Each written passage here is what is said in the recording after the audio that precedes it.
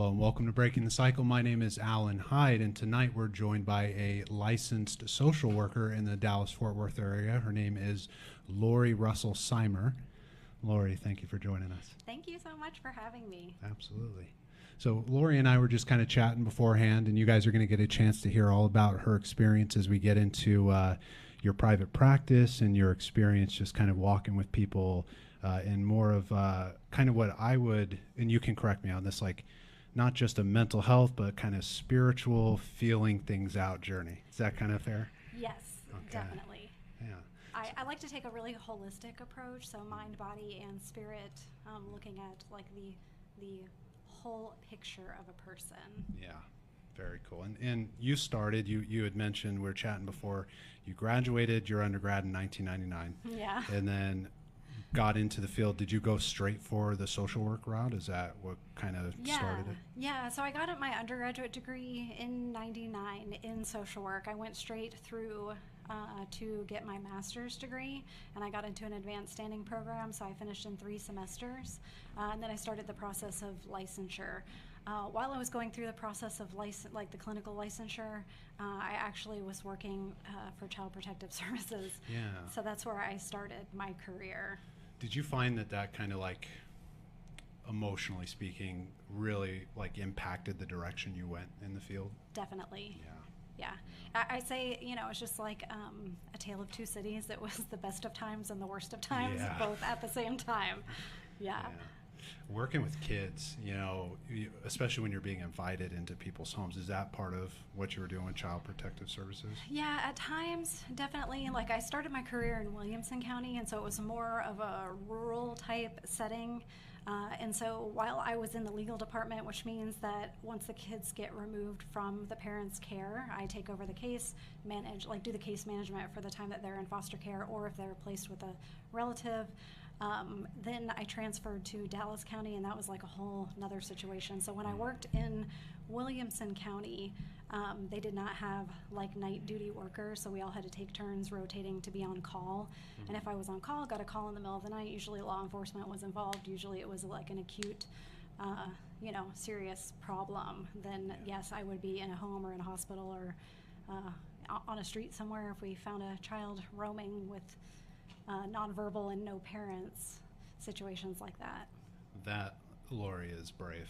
Yeah. How long did you do that for? It was wild. I did it for 5 years. My goodness. Yeah. 5 years. And the crazy thing about that, too, is that I was considered, just with 5 years, like the most tenured. At that point, you're a worker 5, you're just below a supervisor, and so I was getting all of any case that involved a child death, the media, or the investigator was assaulted. That case went to me. So I learned very quickly, and I think I became very adept at crisis intervention. I have a very calming presence and energy, and so I think that helped a lot in working with parents who, obviously their fight, flight, freeze response is totally activated at that point. It's really difficult for them to be away from their children. Sure. So, and then it's difficult for the kids also. Did you find when you were younger that was kind of part of your temperament and part of what guided you into this field, or is that something you found out about yourself? It was definitely something that I discovered. Like, I went to college to get a criminal justice degree. Like, I was so convinced that I was going to be a detective, and then I got into like an American law enforcement class, and the professor was going around the room asking people what they wanted to do with it, and I was like, detective. And he was like, you have to be a beat cop for like 10 years before you can be a detective. And I was just like, what? I can't see myself, having some of those responsibilities, like wrestling a person, anything like that. And so I ended up going to the advisor and doing an aptitude test, and it was like teacher, nurse, social worker. And I knew the top 2 were not didn't really interest me, but I was like, ooh, what is that, social work? And what I loved about social work was the social justice component to it, and then as well as the diversification. Like, you can work in a hospital, in a school, you can have a private practice, you can be in a group practice. Like, you can, it's very versatile. Yeah. When did you take the leap into private practice? 2018. Okay. Mm-hmm. Yeah. So sometime on top of, since you started that journey. And what I liked about your bio is it's very easy to track and very clear, like what your experience is and what you work with, you know. And so for you guys listening, Lori's website is in the comments. It's LoriRussell-Siemer.com. Yes. One of the things that jumped out at me, and we'll get into a bunch of stuff because there's a lot of really cool things I want to make sure I ask you about while I have you here tonight, but you had such a graceful way of just kind of stating like working with families around traumatic situations. And we talk about a lot of that on, I mean, obviously Breaking the Cycle, and we talk about a lot of that on this show, but I'm curious just kind of what that journey's been like, kind of walking with families and that and helping them find peace and healing, and what that maybe has meant for you and your career. Sure. I feel like that's like quite an extensive question. It right? is. Yeah. So you take whatever piece of that you want and we can just roll with it. Yeah, no problem. So I feel like my experience at Child Protective Services really gave me a good foundation for crisis intervention, family dynamics, how trauma impacts children, you know, because usually children end up in care due to parental behavior, right, of some sort. And then I ended up writing home studies, and I just could see different dynamics playing out. I have a really high level of integrity, sometimes to a fault. And so, you know, I just kind of pick up pieces where I go, and then when something isn't serving me anymore, I kind of move into something else. So I wrote home studies for a little while. Yes. For those who might not know, home studies are? Yeah, so home studies are when children are removed from their biological families and they're placed usually with a relative, but also for prospective foster parents who are just going through the licensing process. I would go into the homes, meet with the families. There are many points of different inspections that you have to do in the household. You have to interview all of the parties separately and things like that. So I did that for a while, learned a lot also. Just kind of like reading people. There were a lot of times where I noticed, you know, the parents would say one thing, the kids would say something totally different. And so you learn to then read people's, you know, the tone of their voice and the inflection, facial expressions and things like that. So that's kind of what I picked up there. And then I went into supervision role with the same child placing agency. So I had writers under me who were writing, and then I would kind of look for any details that were missed or things that I had concerns about. Hey, I need you to ask the family about this, or hey, I think we can approve them, but maybe need to do some parenting classes or something like that. And then going into by that time too, I'm going through all kinds of personal growth and evolution. I'm on my own journey, you know, through this process. And in doing so, I learned a lot about who I am as a person and what I have to offer. And that took, you know, it's kind of scary putting yourself out there, especially like when you talk about spirituality, I think, because if you are not presenting in a box of some sort of faith or religion, oftentimes you get totally dismissed as like woo-woo.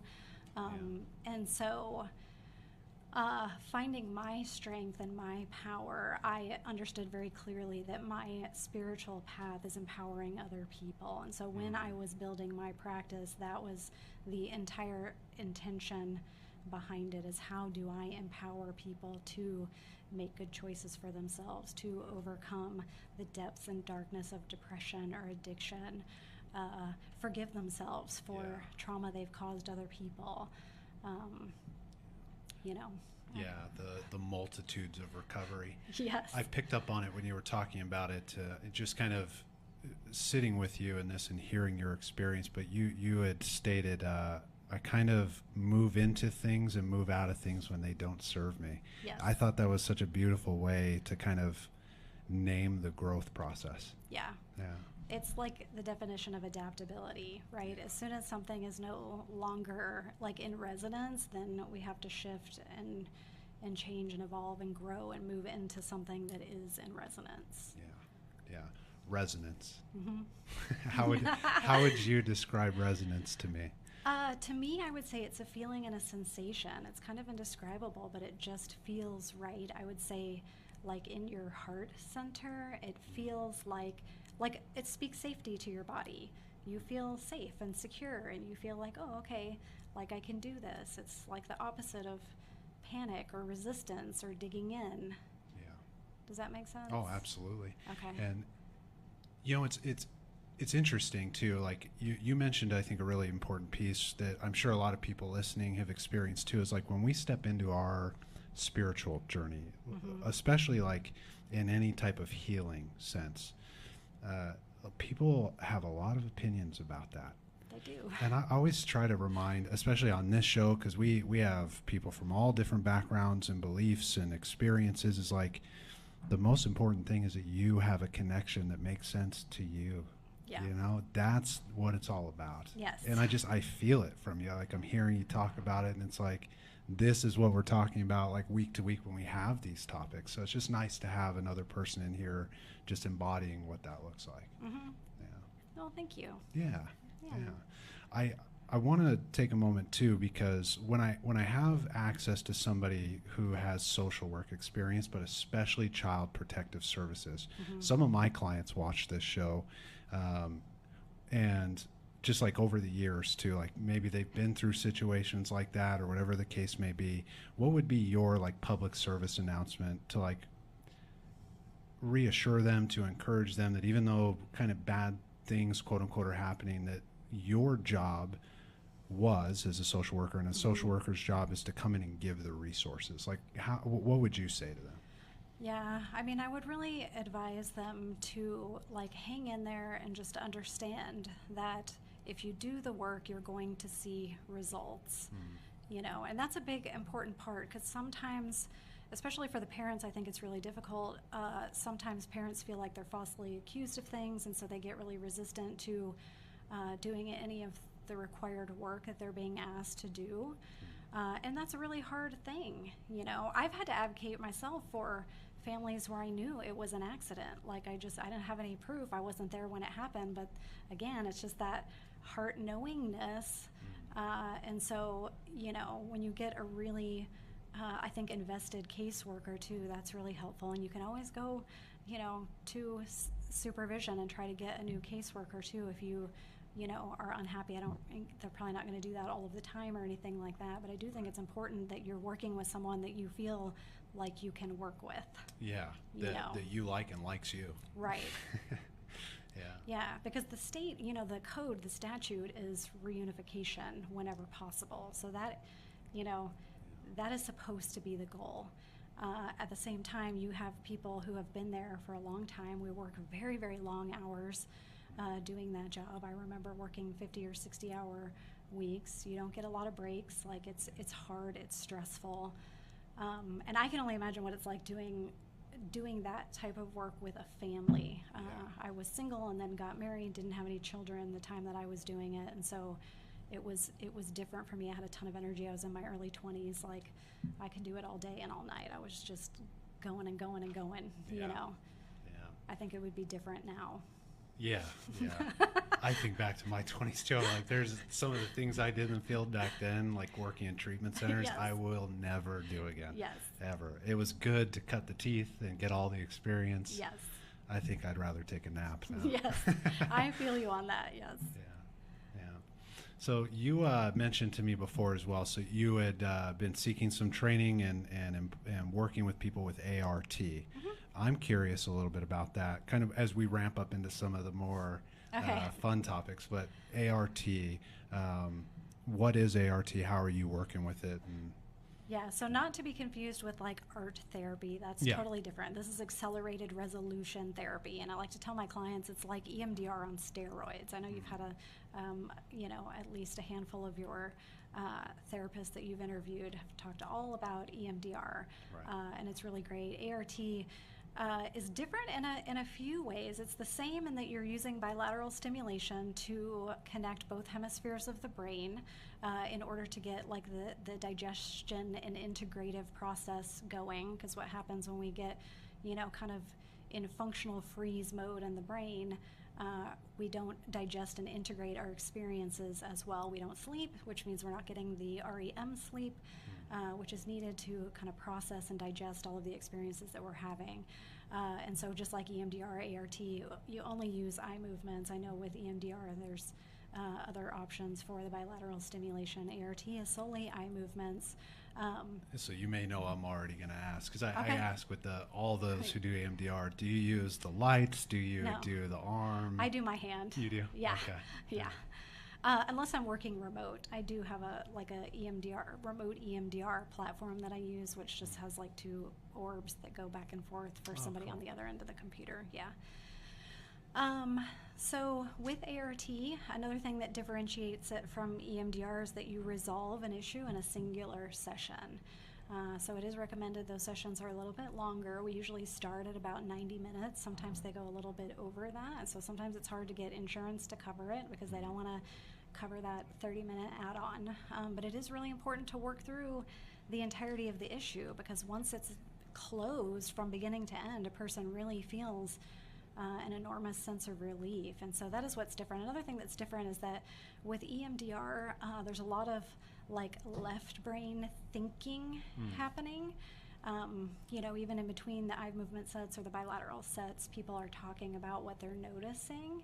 With ART, we really try to keep them in the right hemisphere of the brain, so it's a lot more creative. We're using skills and tools like wordplay, and things like, using metaphors and things like that, which I find really fun because it's very intuitive. It's very like in the moment. Yeah. You do have a script like EMDR. However, you go off script a lot, just coming up with, oh, I've got this weird sensation. It's like an elephant. Oh, elephant doesn't belong on your chest. Get that off. Yeah. Like, send it back to the zoo, And so it's like fun and playful, and gets them out of their head and into their body more. So you're really looking at body sensations a lot more than with EMDR. EMDR, we kind of do the body scan at the very end, the beginning and the end, whereas ART, you're consistently checking in with what is happening in your body right now.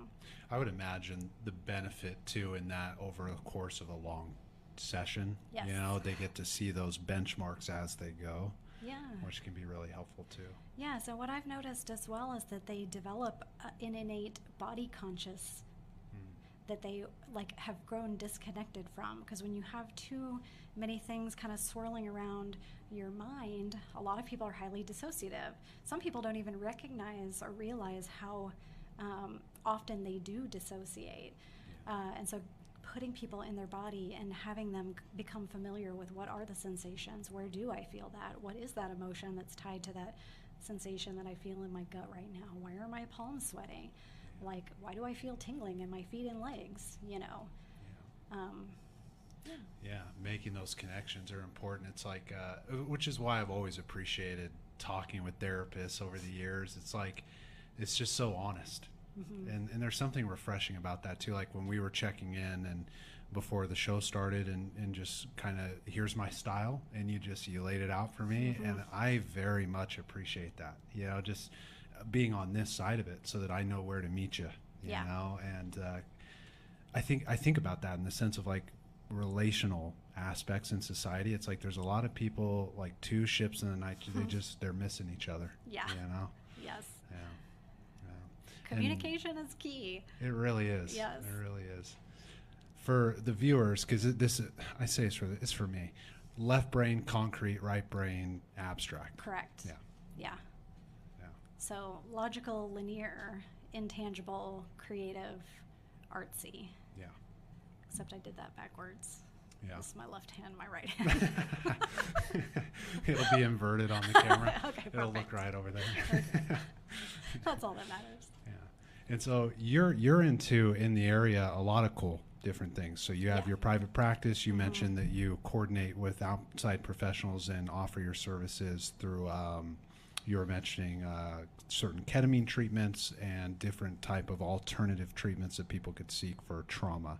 And before I go on explaining, what are all kind of some of those aspects so that people can get to know you if they're interested in finding you for some of these things? What are you into on those sides? Sure. So I am definitely into ketamine-assisted psychotherapy. I offer that in my office.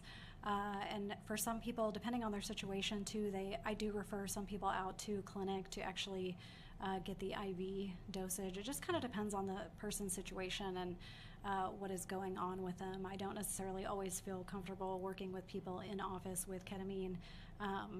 So sometimes I do refer out. I have a partnership with a corporation that I work with. They do the like the med check, like a psychiatric appointment, basically. They handle the prescribing. They actually send it to the client, and then the client brings it into my office, and I sit with them. I also work on setting intentions and then doing the integration work afterwards. And in addition to the CAP, I offer PAP, which is psychedelic assisted psychotherapy. So I was trained in all kinds of psychedelics when I went to California to do my training for that. And so oftentimes I have clients who will go out of state to do things like psilocybin or ayahuasca, and then when they come back, oftentimes with those type of like plant medicine, it's very different than it's just a very different, even different psychoactive components, right, than something created in a lab.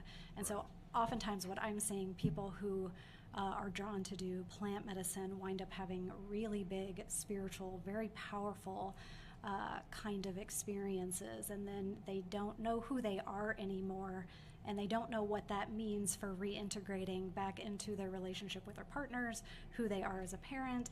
How do I work now in this situation where all of these people see the world one way, and now my mind has been completely blown open and I see things completely differently. And so I just help them kind of understand their journey, the visuals, how their perceptions changed, how they can draw forth, like I call it like ongoing medicine, not just the plant medicine, but the takeaway from that. What is the, like their juice, their medicine that they then carry to the work that they're doing, or who they are as a partner in their marriage, or who they are as a parent to their children. Yeah. You know, this is interesting too, because so I work with 12-steppers, and so this is the safe way, right? Like when I have clients even who are 12-steppers, like this would be the type of professional that I would want them talking to about this kind of stuff, Right. if they were ever going to go this route. The way Lori is talking about these things, the way she's working with it, the way she refers to other professionals too, and has all of that accountability set up. If you're out there thinking about this stuff, I'm glad you're checking in tonight, because Lori's got a lot of valuable information on this, and this is the safe way to talk about it. You Right. know? Yeah. And so what I'm talking about too is clinical psychedelic work. This Yeah. is not recreational. There's a big difference. This is not taking psilocybin and going camping with your friends. This is like going to a clinic in a state where it's legal, having a sitter. The sitter then usually, like I have a partnership with some of the clinics there, the sitter then will refer for the ongoing work back to me. So the person is with a therapist throughout the entirety of their journey, both before, for prepping. There's a lot of prep that goes in. Like it's best, you know, and creates the least amount of harm when you have an intention, you know what you're using, what your purpose is with the medicine, whether it plant or synthetic. Very important. Yeah. Because I imagine, I don't even work with this stuff, and I know people come in and will sensationalize these types of things. And, you know, me with my background, I always, you know, keeping my countertransference out of the room, I always try to, you know, well, I'm going to refer to someone who does know what they're talking about here, because if you just ask me, you know, I probably wouldn't, you know, do it, you know, blah, blah, blah, blah, blah. So having someone who knows the inner workings of it, how would you help a client to not sensationalize the ketamine and psychedelics? Like, how would you help ground them in the benefits of it? Yeah, I think I would have an in-depth discussion about like kind of where that's coming from, like the sensationalizing, if that's a word. You know what I mean? Where did they hear that? Like, where are they getting their information from? And then saying, okay, well, here's what, you know, the research says, and here's some information that I can provide you with, and that will kind of like help you understand that it can be dangerous. You know, we're not to use them like, I mean, people do use them willy-nilly, but then they have willy-nilly experiences too. You know? It's a perfect way to put it. It's like, I think about a lot of times, especially like with the effectiveness of ketamine when done right, kind of like Xanax. It's like Xanax is very, very helpful for a lot of things, and it also created another 12-step program. Yes. Right? This willy-nilly nature on the other side of it, it's just like, this is how you approach it if Yeah. you want to be balanced. Right, and I'll tell you a story because this is really interesting. Yes, even some of the clinics are not doing the psychotherapeutic component. So one time I was actually doing like a cacao ceremony for a group of women, and somebody asked me about ketamine. You know a little bit about ketamine, so I was talking about ketamine, and one of the people there was like, well, I don't understand what the big deal is. I've done 6 sessions and like nothing, I haven't noticed anything. And I'm like, whoa, wait, where are you doing it? And she told me, so she was going to a clinic getting high dose, which is through IV. And she said they put on a baking show on Netflix while she's in her ketamine treatment. And I was like, okay, well, that's not ketamine therapy. Like, you're just using ketamine. Like, yeah, God bless. Those shows can be therapeutic, but not in that way. Right, exactly. So I, just talked to the group about how the importance of setting an intention, knowing what you're going in, and then the internal focus. You wear an eye mask. They have specialized music that, assists you on your journey. It starts out very slow while you're kind of disconnecting from your body, because ketamine does have a dissociative effect, so you kind of can feel really floaty. And in doing so, and then it gets like, reaches a crescendo, the music changes, and all of a sudden you're in a different visual, and then you're over here, and but if you're with a sitter who can remind you, okay, like, especially if you're having a hard time, or I'm not really connecting anything, I don't know where I am, your sitter can remind you of what your intention for being there is, and hey, can you find this part of yourself, this younger part of yourself that you want to nourish or nurture? Where is he or where is she? It's fascinating stuff. I mean, just having no experience in those rooms, I mean, it just this isn't so off from just what we would do without it. It just sounds like these things help accelerate it when done right. Correct. Yeah, I would say that for sure. I mean, and it's really good. Like, ketamine is okay. Ketamine treatment, ketamine assisted psychotherapy is very beneficial for people who are in acute crisis. People who are suicidal ideation with intent,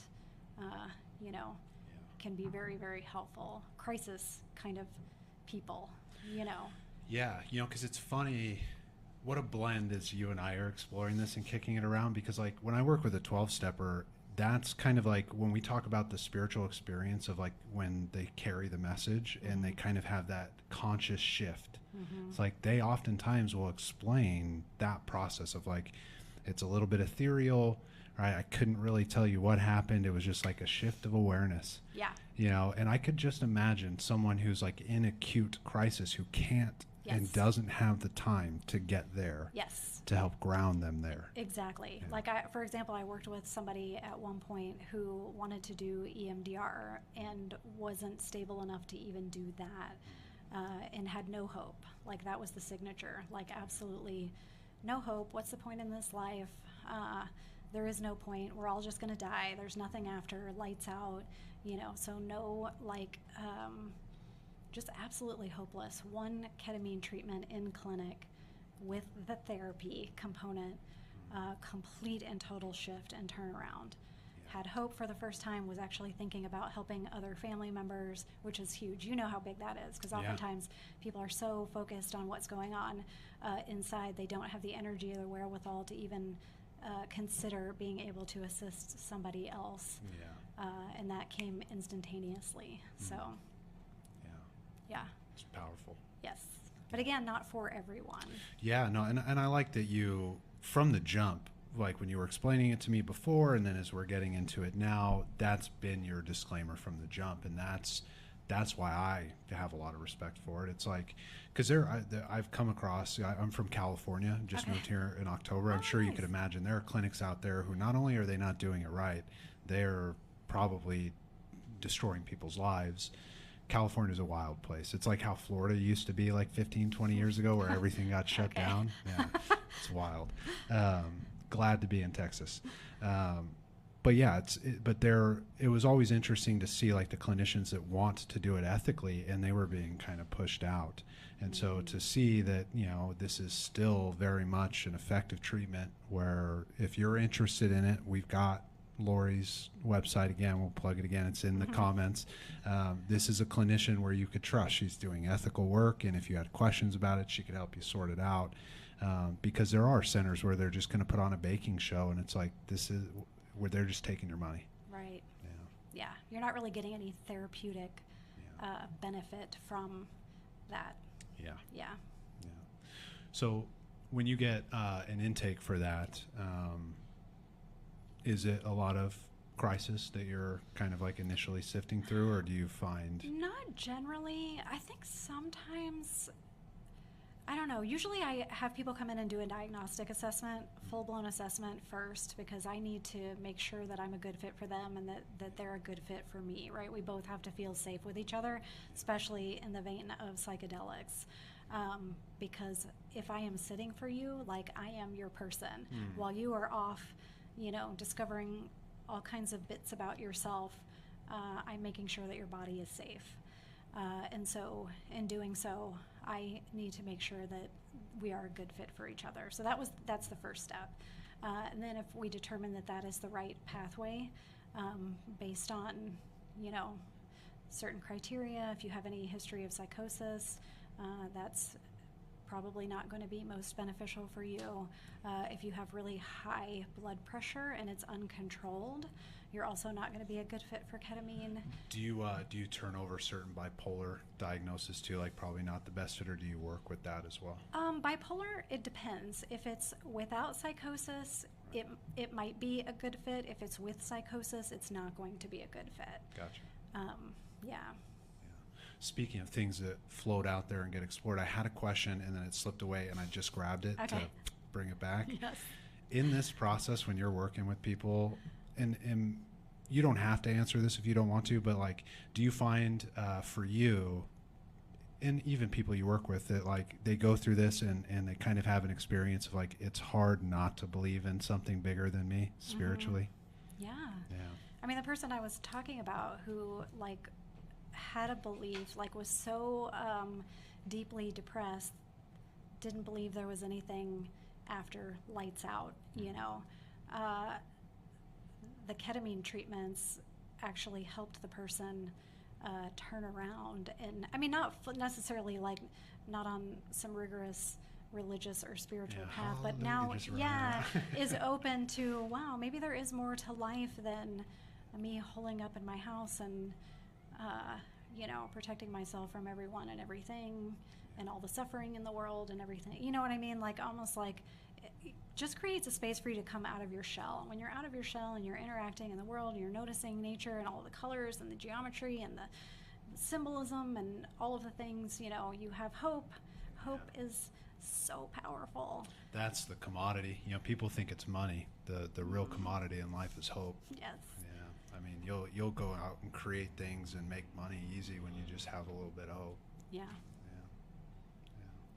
Yeah. It's I was listening to this thing the other day, and this might slip out of my mind again. I don't. My brain is all over the place because I'm thinking about so much of what you're sharing, and I want to ask you so many questions while I have you. But it's when we're held up like that, kind of pulled away from the world. You mentioned something earlier about dissociative, being dissociative, and how much people don't realize how often they're doing that. And I was just kind of hearing this thing the other day of like how often we walk out the door, we go to the store, we go to work, we interact with people, and we didn't look at a single tree, we didn't notice a single pet, a single animal. Yes. It's like guilty. I've been there in my life too, but it's like, what a wonderful thing that like this work allows us to walk with people discovering those things. Yes. And it's like, I don't know about you, but like sometimes I'll have a client come in like, oh man, I saw this wonderful tree, and we like celebrate it. Yes. Like it's like, yeah, that was an awesome tree, dude. Yeah. Yeah, I didn't even see it. Sounds great. Yeah. Same. Yes, I love that. And I feel like it's so important. So a big part of my practice too is helping people develop mindfulness. So I do the DES2, which is the dissociative scale, with all of my clients as part of the diagnostic assessment, because it's important to know, especially if you're doing any kind of eye movement work, to what degree a person is dissociating. Do they do that with you weekly, like session to session, or is that more of like a longer winded assessment you do? Oh or? no, that can happen in a singular session. It's Okay. like a 25 question. Basically, you're reading a little vignette and then asking what percentage of time does this happen to you, and then they rate it on a 0 to 100% in increments of 10. 100% would mean it happens every day. 0%, that's never happened to me, and it's only during times of sobriety, but throughout your entire life. You know, because the one time you forgot how you got in someone else's house doesn't count. If you were high or something, Yeah, you know. that's out there. That don't count those times. I tell people, like, if, you know, one time you tried mushrooms and did this, like, that doesn't count. It's only in times of sobriety. But yeah, people don't realize too, dissociation occurs on kind of a continuum. So on one end of the spectrum, you have like what I would ascribe as like a Buddhist monk who can be in the present moment of now, chanting and, you know, just totally aware that he's so much more than his body or she. And then the other end of the spectrum, usually somebody with such severe trauma that their ego has fragmented off into different personas. Those personas develop their own tastes, likes, dislikes, and then you have dissociative identity disorder. But most of us are somewhere in the middle. You know, we are driving down the freeway and just daydreaming, and then suddenly realize, oh, I missed my exit. I've got to turn around now. Right. You know, or somebody's talking to you, and then you're waiting for a response, and they're like, huh, wait, what'd you say? Yeah. You know, what's going on? I have no idea what you just said, because I'm thinking about my to-do list or something else, you know. That used to happen to me a lot. Like when I was in Shavasana in a yoga class, I would just, like, my mind would be going wild, and it's like, this is my rest time. What is, you know, happening here? Yeah. And that's when I kind of discovered mindfulness through somatic practice, tantra, yoga, And things you're like that. trained in the yoga side of things as well, too. I don't even want to butcher the term that they use for it. You just said it. I heard it, and I'm not even going to try to say it, but you've done a lot of this. Yeah, so I've done a lot of it personally. Like, I don't have a certification as a yoga instructor or anything like that, but I do have a lot of yoga resources that I will send to people. Like, there's an entire Kundalini yoga practice. In Kundalini yoga, you call a practice a kriya. There's an entire kriya about getting the body out of distress. So it's like a perfect remedy for seasonal affective disorder or something like that, if you just cannot get your body out of distress. And it's basically like you're tapping on pressure points. So it's a lot of like acupressure kind of Eastern type work, Chakras but you're and moving things like energy. Yes. Yeah. Yeah. I had a friend years ago when I was first in the field, and she was very much into it, and she would teach us about our chakras and stuff, and I'd be like, man, this is cool. Yeah. Yeah, I kind of like the colors. Yeah. It got me They're hooked. I was beautiful. interested in it. Yeah. Yeah. But when they would do those groups, clients at the centers we worked at, they would like beg to have those groups. It was very helpful. Yeah. Because it's just grounding.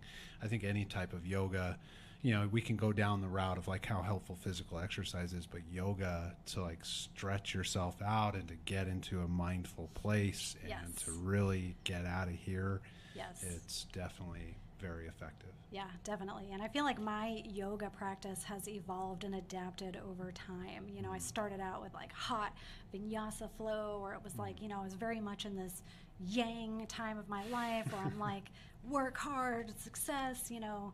And then it was like, ugh, this is too much. Like, this is hard. I'm exhausted. Like, I don't want to go do more work for yoga, you know. And then I completely flipped and went into yin, and that's just stretching. And that's a mental practice, because you're getting into the deep tissue and the fascia of the body. Sometimes you'll cry because you'll release something that you didn't even know you had in your hips or something like that.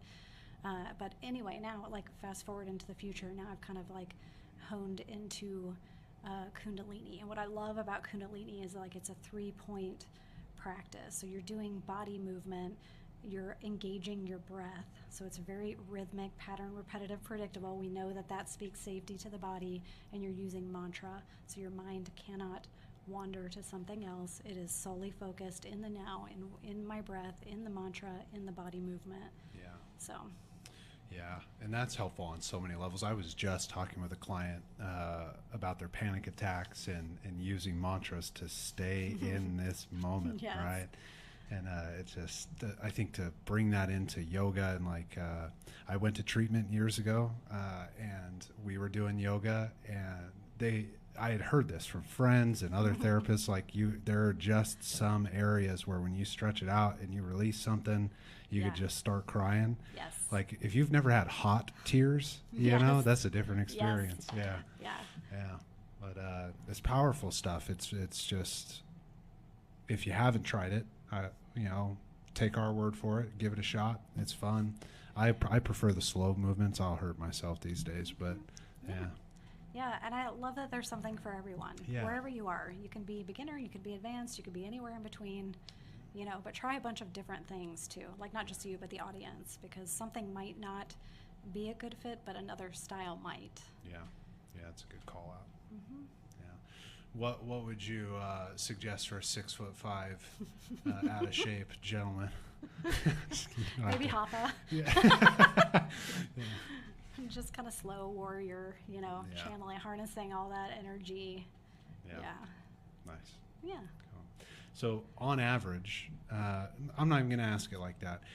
When a client reaches out to work with you, would you say that something they could anticipate as part of joining you and getting to know you and building trust with you is that spiritual process?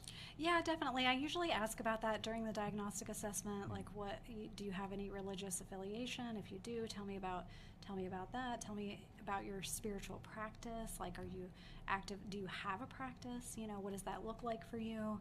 And then just a lot of questions. A lot of times, like when people are doing bilateral stimulation, so whether it be EMDR or ART, a lot of times they will just have a spontaneous realization, and it's like, okay, we're clearing the clutter out of the mind, which gives them that open channel, that pathway to their heart, which then enables that activation of, like, you know, in IFS we call that the capital S self, the higher self, that part of you that knows exactly what you need in any given moment, but most of the time is too clouded by all of this unprocessed material floating around in your brain. Yeah.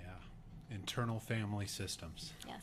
Yeah. Aren't those the individuals who did consulting on Inside Out, those movies? Yes, exactly. We were talking about that in one of the other episodes. Those are funny movies. We don't need to go too much into that. But how long have you been doing kind of IFS work? So I'm not trained or certified in IFS, so disclaimer.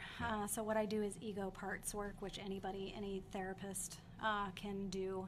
And so we just talk about the different parts. And a lot of times, again, like especially with ART, parts will spontaneously emerge. And so we want to nurture and take care of those parts so that they can integrate.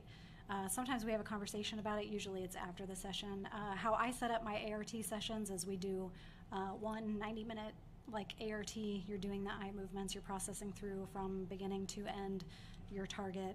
And then the next session we do an integration and then set the intention for the next session.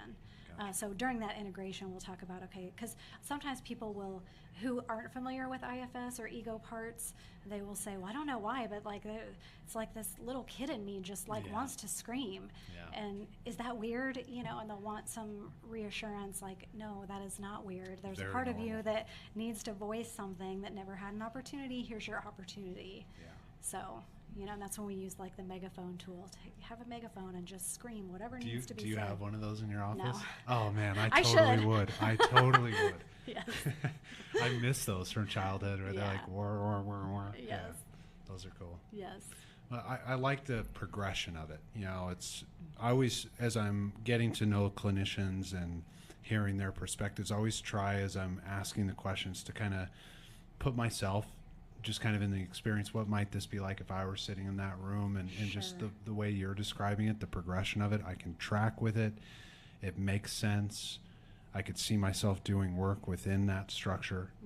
And so, you know, it's just nice to have, yet again, another person on here who can just offer beneficial services to those who are listening. And yeah, and I feel like the integration is so important because so many times, like, especially when people get really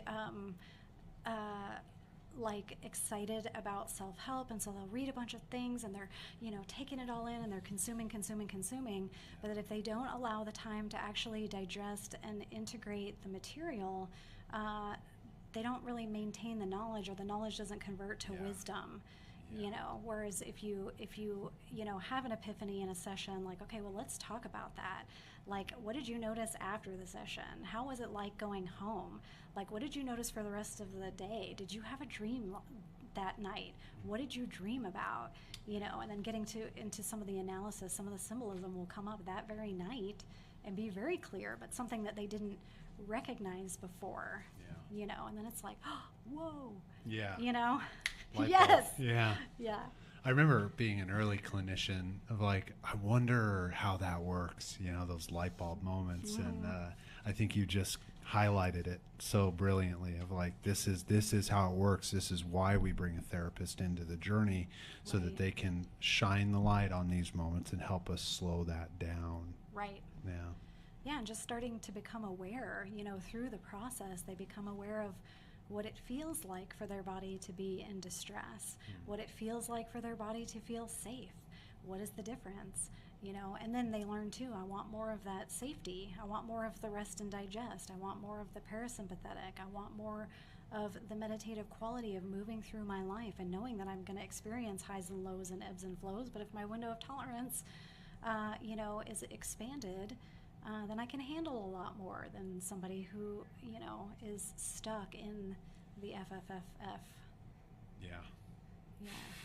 Yeah.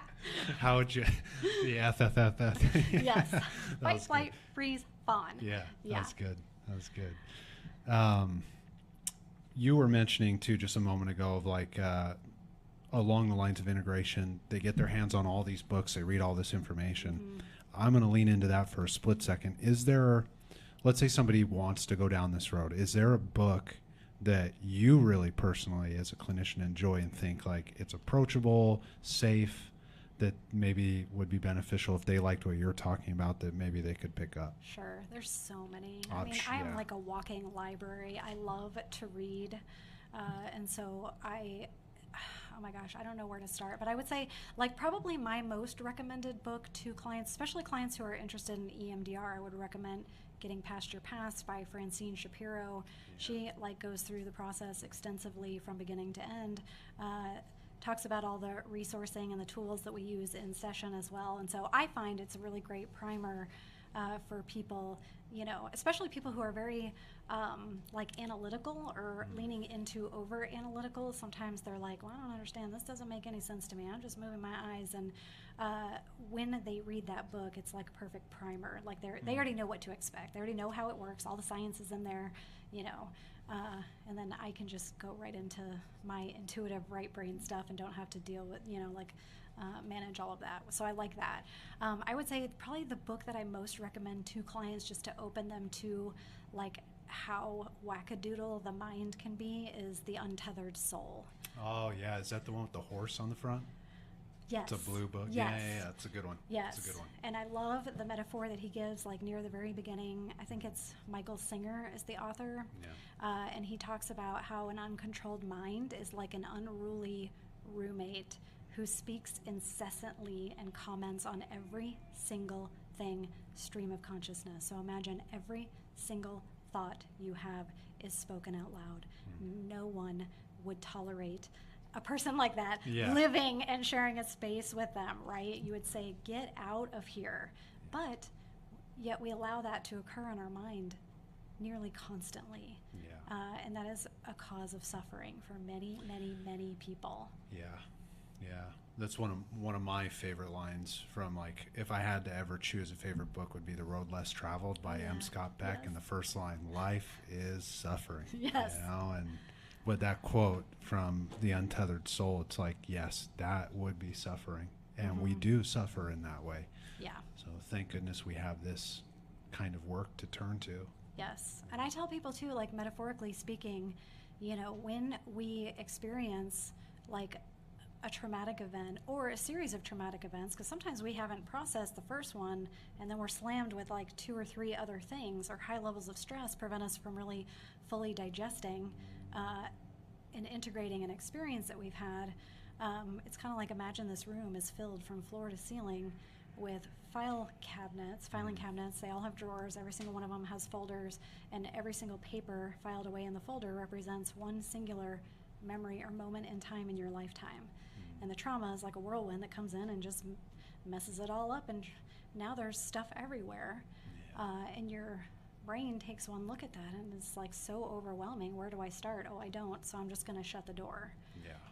But then you still have that mental clutter constantly, and so it's really hard to be present, to be an active listener, to be able to communicate what you're actually feeling, to know what you're feeling in your body, Yeah.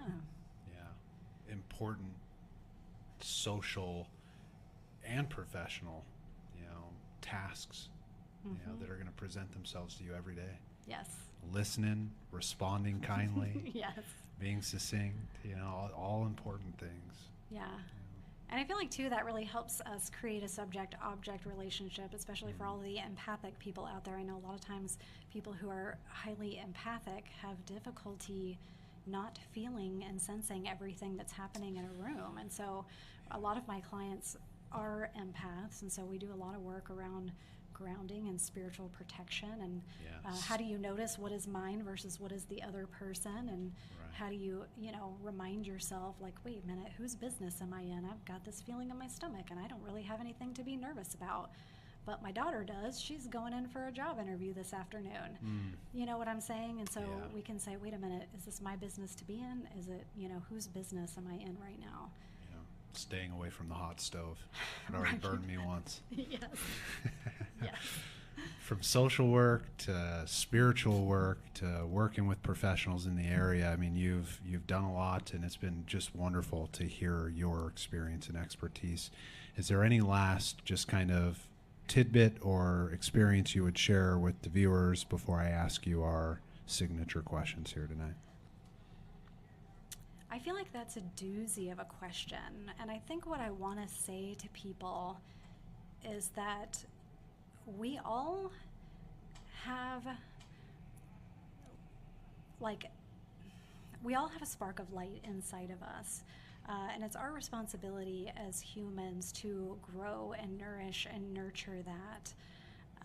And sometimes it's really hard. Like, it can be really hard, and it can feel very isolating, but everybody's going through it. Like, we're all human. Everybody has their stuff, their baggage, their generational trauma, and so I think I just want to encourage everybody, no matter where you are in your journey, to just keep going. Yeah, just keep going. Yes. One foot in front of the other. And the other thing is, too, just digestible bits. Like, you don't have to bite off more than you can handle ever. Yeah. Just take a little bit and work with that. Just a little better today. Yes. If you were going to build, Lori, a mental health amusement park, what would be the first ride that you built and why? I think it would probably have something to do with sound, like some sort of immersive experience, but where you're wearing headphones, so like you get some sort of bilateral stimulation.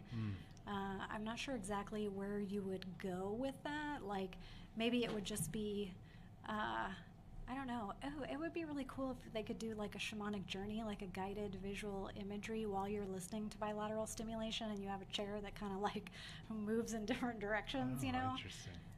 Would that be on a track, or would they?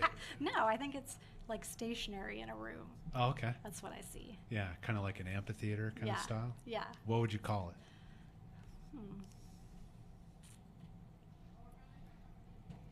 I have no idea. The BLS boombox. The BLS boombox? Okay. Noted. Yes. Who was your favorite childhood cartoon? Ooh, childhood cartoon. I would say, the one that comes to mind right now is Rainbow Bright, and I think it's because she was so spunky and cool, and she just like did her own thing. And now reflecting back, it's like that is me. Like, I've taken a rather unconventional path in most of the things that I have chosen to do, both professionally and personally. And so I think that's a big part of my astrological thing too is just becoming very comfortable in who I am and what I have to offer. I'm not going to be for everybody, but I will Yeah. be for the people who are in resonance with what I have to offer. Yeah. Yeah. Absolutely. Mhm. How would Rainbow Bright benefit from seeing you for therapy? Ooh, we could have so much fun. We'd probably do a ton of dream analysis, and there'd be a lot of color coming through, I think, like rainbows. And I imagine we could do a pretty awesome cacao guided ceremony, you know, Yeah. where it's like, okay, we're totally opening our hearts and kind of exploring, I don't know, something fantastic, something whimsical. There you go. I don't know what. Yeah. That does sound fun. Yes. Yeah. Well, thank you very much. And Thank Gabe, you. huge shout out. Gabe is back, our producer, Yes, man. I am. It is good to see you, Yes. brother. Thank Nice you, to thank meet you. Nice to meet you as well. It was great listening to your story. Thank you. Yeah, as always, man, thank you for all the help you do to make this look beautiful, and just glad to see you back. Absolutely. Ladies and gentlemen, Lori Russell-Siemer. If you're interested in her information, it's in the comments section. It'll be in all of the descriptions wherever you see this posted. We break the cycle together. We are here every Friday, 7 p.m. Central Standard Time. We love you. We'll see you next week. Thank you.